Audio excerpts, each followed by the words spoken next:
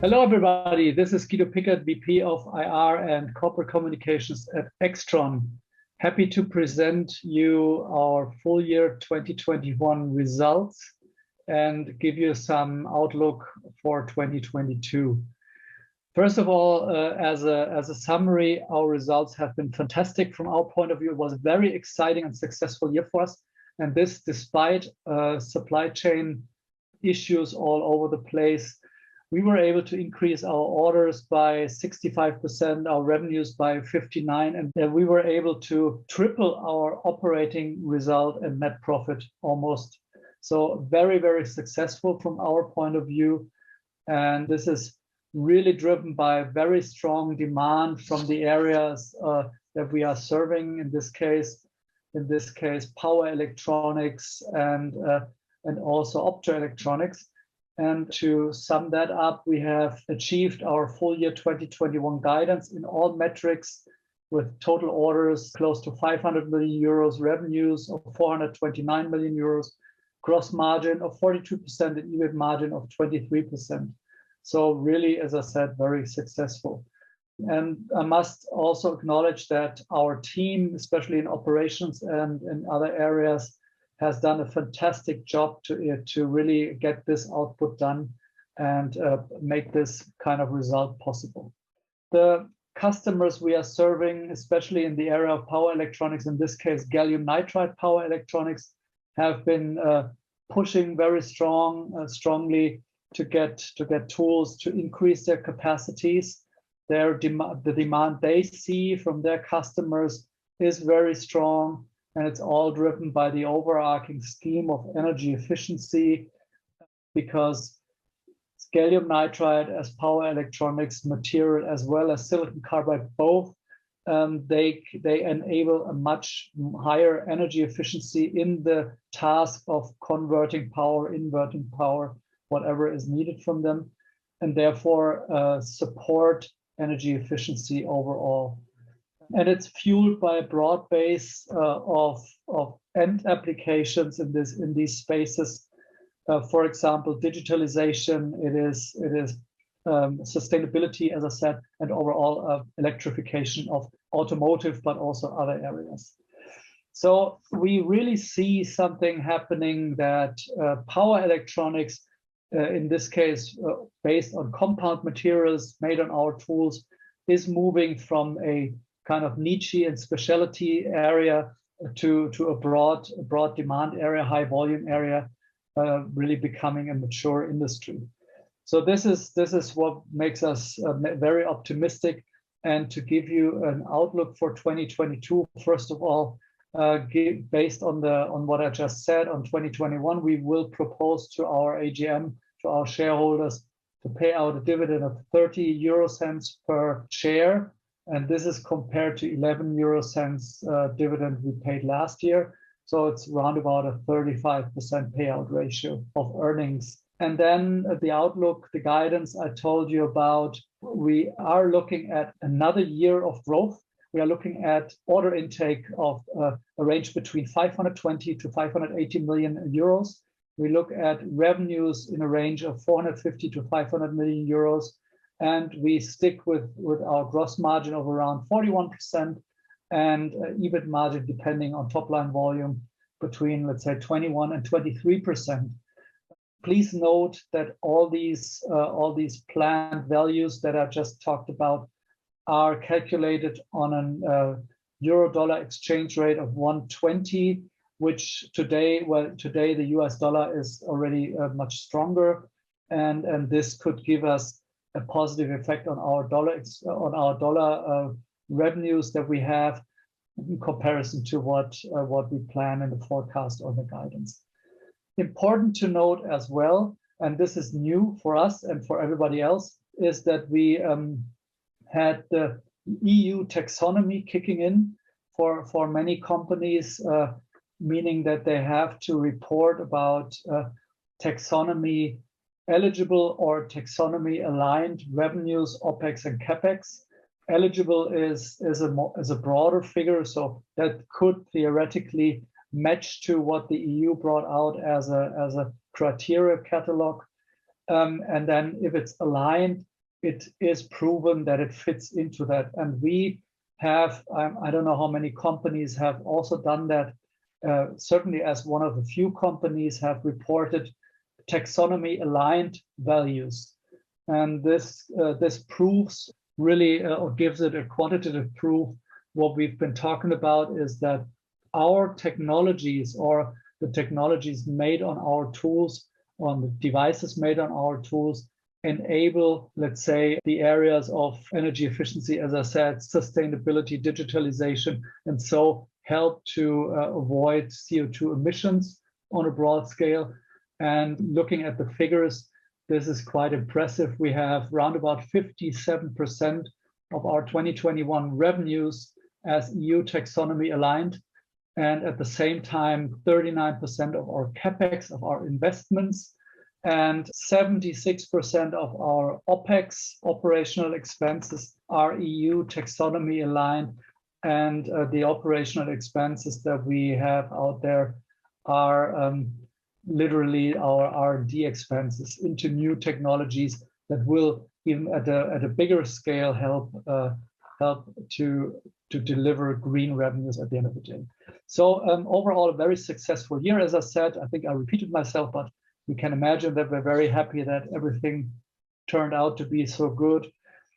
Here I have our income statement quickly. I think I went through the most important areas. So revenues 429, gross profit round about 182, gross margin 42%, high R&D spending 56.8 or 57 million roundabout, EBIT of 99 million, not quite 100, but we need to retain this target, 23% EBIT margin and 22% net result margin, with a net result of around about 95 million.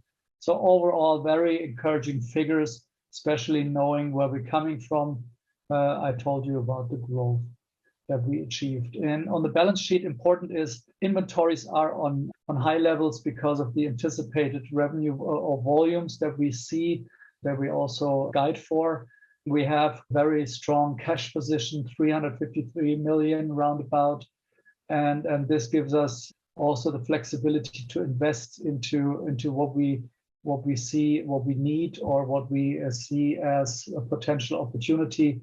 Not saying that we're heading for big M&A. No, we are not.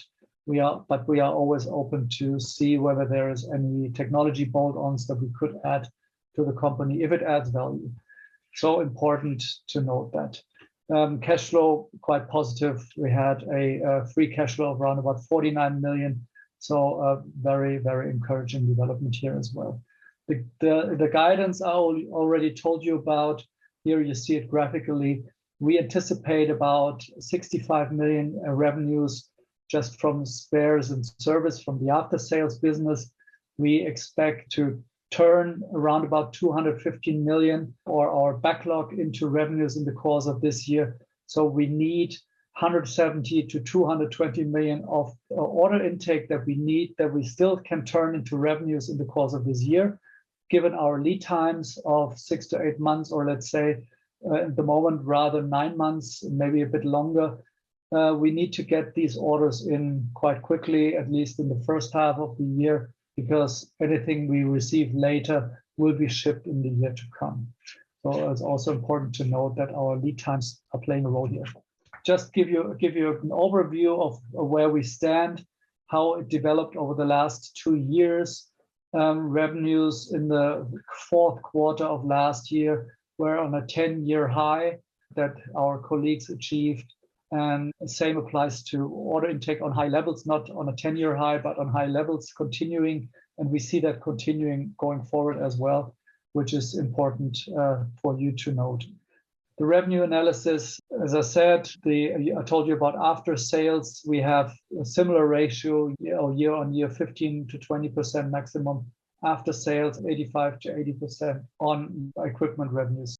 The driver of demand I told you about is power electronics, increasingly power electronics.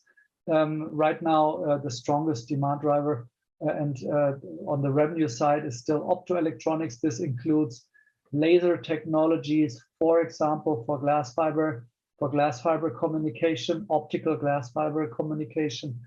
Here we are by far the market leader, and we see strong growth from this area. We all know why. We all want fast internet. We all want to transport a lot of data and generate a lot of data. So that needs to go optical, away from, let's say, the classical copper-based data communication.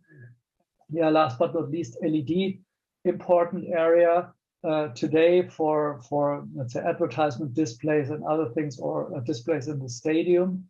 But there is more to come in the LED space. In this case, it's something that's called micro LED.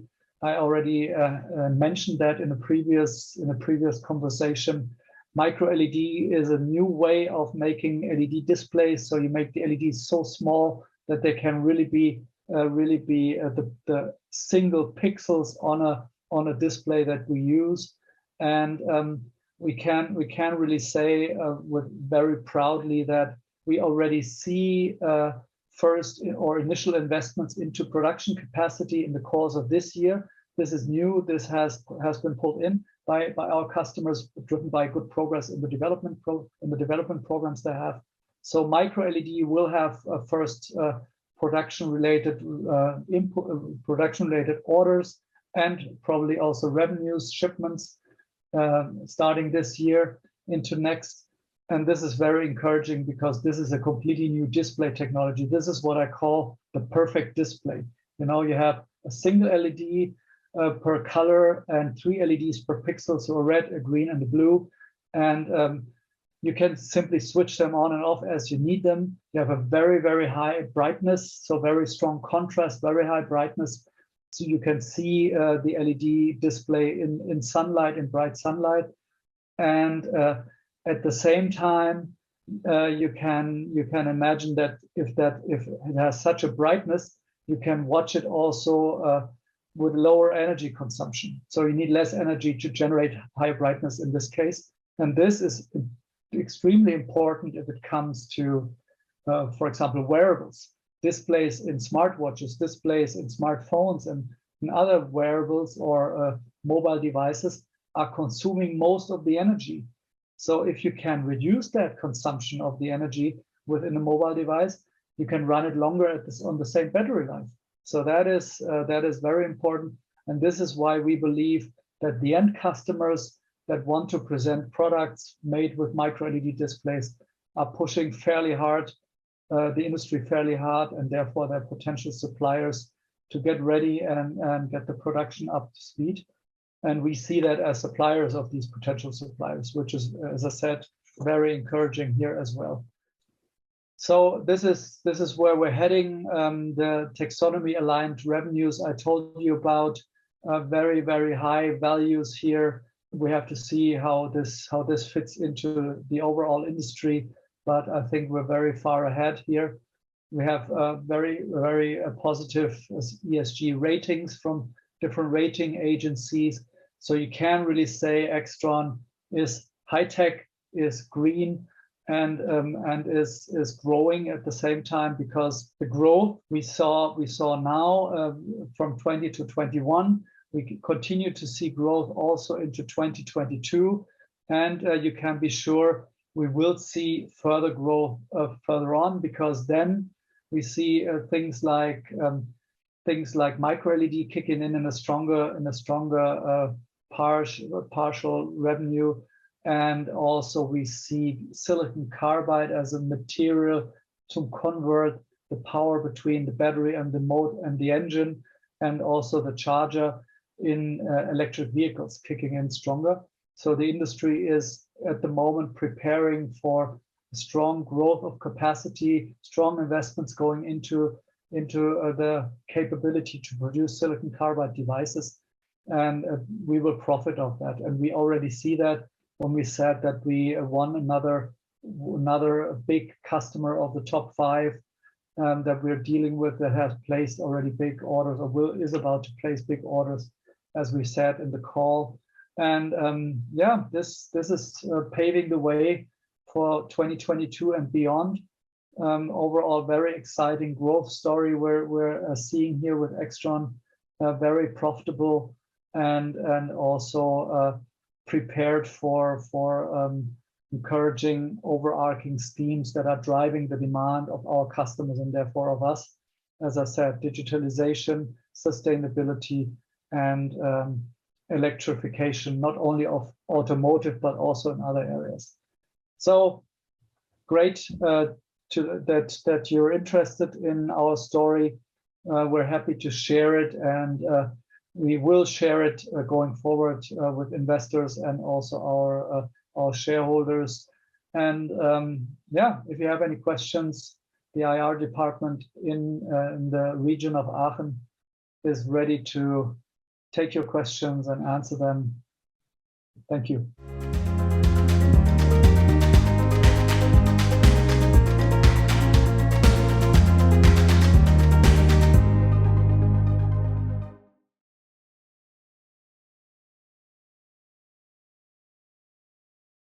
Since you watched this company video until the end, I'm guessing you liked the video. That's probably because we work very hard to create the most engaging and value-added content possible for you. If you're a stock-listed company or corporation and want to find out how we at SiC can make a company video with and about you, please email us at community@sic11a.com.